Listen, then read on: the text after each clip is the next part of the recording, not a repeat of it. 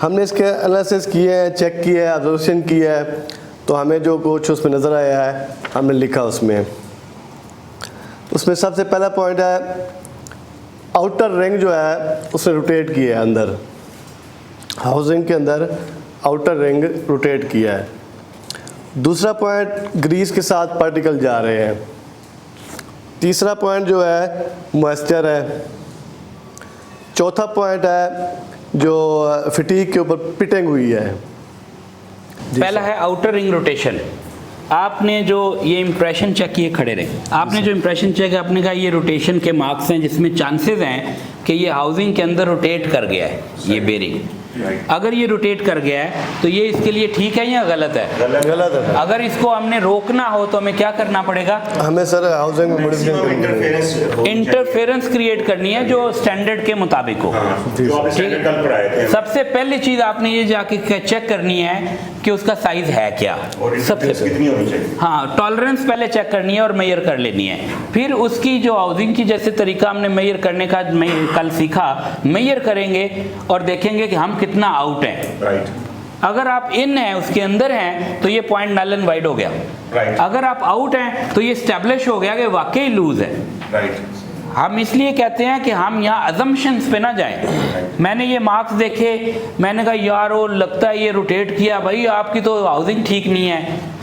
नहीं, हम चेक करेंगे फिर कहेंगे कि हाउसिंग ठीक नहीं है। वेरीफाई करके हमने स्टैब्लिश करना है कि ठीक नहीं है, बिला वजह नहीं। जब वेरीफाई कर लिया, चेक किया, तो फिर हमने इसको ठीक कैसे करना है हाउसिंग को, क्योंकि आप हाउसिंग इसकी नई तो नहीं ले सकते, तो पार्ट है आपकी मशीन का। जी सर। उसको ठीक कैसे करेंगे? आपने उसका साइज डाउन है तो लूज है ना, मान ले डाउन साबित हो गया, ठीक कैसे करेंगे? तो सर इसको एक इसका तरीका क्या आ रहा है कि इसको वेल्डिंग करें। ठीक है, अंदर वेल्डिंग करें, अंदर को ओवरऑल को वेल्डिंग करें, उसके ऊपर मशीन के ऊपर जो है वो टूल लगाएं, उसको दोबारा साइज करना पड़े उसका। ये सबसे बेस्ट तरीका है। अदरवाइज आप डाउन करके मजीद उसको जैसे 5 मिली डाउन कर दें फिर बुश लगाएं, वो वीक पॉइंट है। बुश सर थोड़ा सा ना वो उसमें बुश का भी चांस होता है, वो भी घूम जाता है। उसकी भी इंटरफेरेंस क्रिएट करनी पड़ेगी ना, तो वो प्रॉब्लम है। इसलिए क्या करना पड़ेगा कि वेल्डिंग करते हुए ऐसा वेल्डर ऐसे तरीके से वेल्ड करें कि वो उसकी एक जैसी वेल्डिंग, यूनिफॉर्म वेल्डिंग हो, ताकि उसके अंदर बेंडिंग ना हो। दूसरा, सही मटेरियल इस्तेमाल करें। तीसरा, टूल जिसने लगाना है उसको वो टॉलरेंस लिख के देंगे, मुझे इसके अंदर टूल की इसको क्रिएट करना। और वो जब आपका ये चोक तैयार हो जाएगा, ये best of the best quality का होगा, फिर ये प्रॉब्लम हमारा खत्म हो गया। दूसरा आपने कहा grease not proper process and with particles. जी अतीक साहब की कमांड आती है मेरे पास, जब ग्रीस करवा दो बेयरिंग को, मैं जाता हूँ, हाथ में मेरे गंदे ग्रीस उसी हाथों से भर के बिल्डअप करके मैं चला गया। उधर निपल भी डस्ट से भरी पड़ी है, मैंने गन लगाई और ग्रीस शुरू कर दी। जो भी मेरी ग्रीस की मतलब पहले मेरे हाथ भी गंदे थे, ठीक है, उसी हाथों से ग्रीस भी डाल दी, ठीक है। वो ग्रीस जा रही है, पार्टिकल अंदर लेके जा रही है, और जो निपल पे लगी हुई थी वो भी अंदर चली गई, ठीक है। इसी वजह से बेयरिंग फेल हो सकते हैं। पार्टिकल अंदर जाने से क्या होता है? ग्रीस के अंदर पार्टिकल चला गया, क्या होगा? पार्टिकल का साइज क्या होगा? जो पार्टिकल डर्ट का पार्टिकल जाएगा उसका साइज क्या होगा? एक माइक्रोन हो, 2 माइक्रोन हो, लेकिन उसमें चला तो गया। कम अज कम भी 5 माइक्रोन का होगा। 5 माइक्रोन। और जो लुब्रिकेंट की फिल्म बनती है वो कितने की होती है? 0.2 से 1 माइक्रोन के दरमियान। अगर मान ले 1 माइक्रोन में 5 माइक्रोन का पार्टिकल गया तो फिल्म ब्रेक होगी कि नहीं होगी?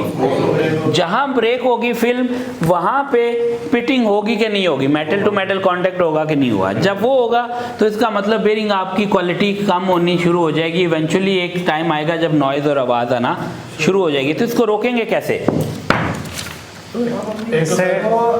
इसे रोकेंगे इस तरीके से, प्रॉपर हमारे पास ग्रीस डिस्ट्रीब्यूटर का निज़ाम होना चाहिए। ग्रीस जहां आपने बेरिंग को करनी है वो जगह थोड़ी सेपरेट हो, डस्ट के साथ ना हो, ओपन एनवायरनमेंट में ना हो, कंट्रोल्ड एनवायरनमेंट में हो, जहां ग्रीस करने का एक तरीका लिखा हुआ लगा हुआ हो। जिसने ग्रीस करना है वो साफ हालत में SOPs हो, ग्लव्स पहनेगा या अपने हाथ साफ करेगा, या किस तरीके से, किस मशीन से, किस गन से ग्रीस भरेगा। मैं आपको वीडियो दिखा देता हूँ ग्रीस कैसे भरनी है आपने बेरिंग के अंदर।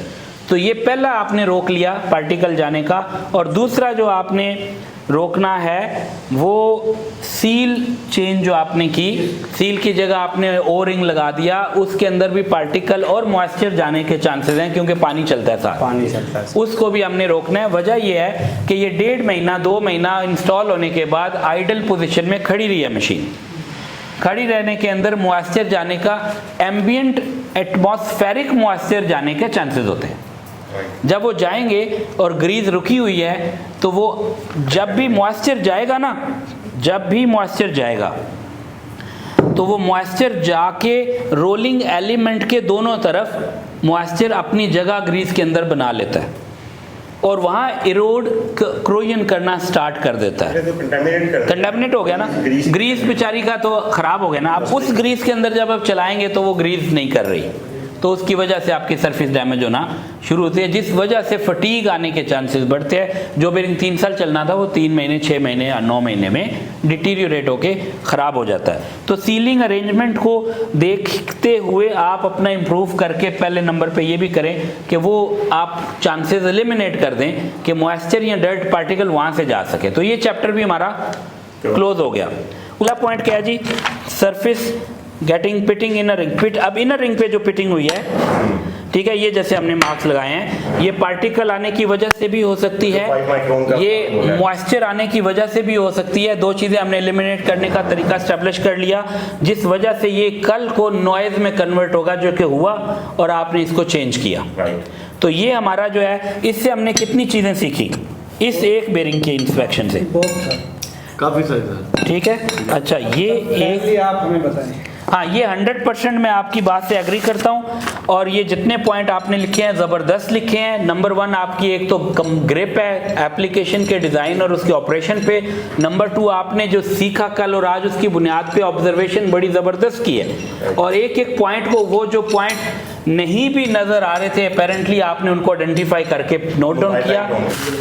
ये भी पंप का है, हाँ वही है, सेम 100% वो इंप्रेशन है माउंटिंग के। इसमें आप कह सकते हैं मिस हैंडलिंग ड्यूरिंग माउंटिंग।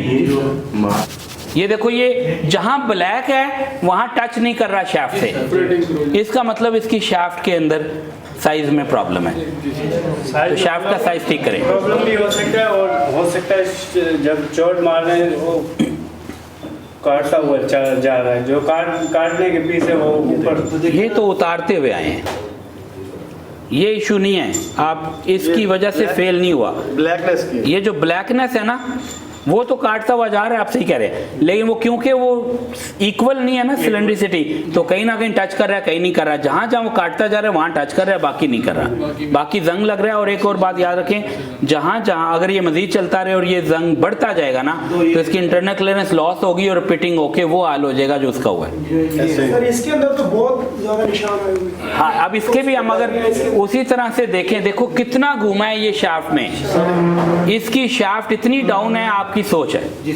और जी सर, ये बिल्कुल लाल हो गया ना, बिल्कुल दोबारा वो हीट अप हो गया ना, शाफ्ट को भी कमजोर कर रहा है, रिलेटिव मोशन की वजह से शाफ्ट को भी। शाफ्ट ने इसका बेड़ा गर्क किया है। और एक और चीज देखें, जो शाफ्ट के अंदर ये यहाँ से अगर देखें घुमा हुआ है ना, यहाँ से देखें साइड फेस भी घुमा हुआ है, यानी शाफ्ट इस तरह है, और कॉलर है ना, ये किस वजह से हुआ? शाफ्ट लूज है ना, शाफ्ट लूज है ना। हाँ, गोली ने पकड़ के शाफ्ट पे घुमा है, शाफ्ट के ऊपर घूमता है, उससे जो वो शाफ्ट वाला हिस्सा है वो भी बेंड हो सकता है। बिल्कुल, टेम्परेचर हाई हुआ, फिर उसके साथ लो हुआ, डैमेज हो गया ना, शाफ्ट तो नहीं बनानी पड़ेगी। अच्छा एक मसला सर जी। हमने ये बैरंग फिट कर दिया, हाँ। ठीक है, नया बैरंग डाला, 2 माह हमारी मशीन रुकी रही है, हाँ, ठीक है, जैसे हम स्टार्ट करेंगे इसमें नमी मॉइस्चर आएगा? हो सकता है मॉइस्चर, एनवायरमेंटल मॉइस्चर है। प्लांट 2 महीने बंद रहा है ना, तो आपने हर 5-7 दिन अगर बाद चलाना है। घुमाते रहना है। अगर मॉइस्चर आएगा तो ग्रीस भी हमारी खराब होगी। बिल्कुल, अब ये डिपेंड करता है वो कितना आता है। अगर वो तो इन्वायरमेंटल मॉइस्चर है तो कम होगा, अगर वाटर कंटेंट की सूरत में अंदर जाएगा तो ज़्यादा होगा। और वही मॉइस्चर फिर पिटिंग बनाएगा, पिटिंग और फिर उसको ਉਹਦੇ ਨਾਲ ही फटीग बनेगी। तो ये एक्सरसाइज कैसी थी?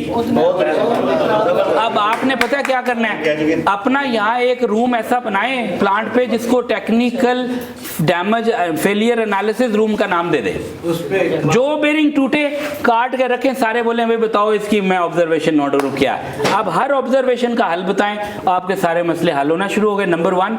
नंबर 2, ये जो बेरिंग है ना, जैसे ये इसका सैंपल आपने लिया, एक नेम कार्ड बनाया, प्रिंटर को बोला इसको लिखो बेरिंग का नंबर, एप्लीकेशन का नाम, फेलियर की रीजन, शाफ्ट साइज प्रॉब्लम, और ये आपने ऐसे करके एक शेल्फ बना के उसके ऊपर 10, 15, 20, 25, 100, 50, 200 सैंपल उस कमरे में लगा दिए। जो नया ट्रेनिंग इंजीनियर आया उसको बिठाया, उसको कहा देखो ये बेरिंग इस वजह से फेल हुआ है, ये इस वजह से हुआ है, ये इस वजह। आपकी अपनी केस स्टडीज बन गई, तो ट्रेनिंग में यूज होने लग गई।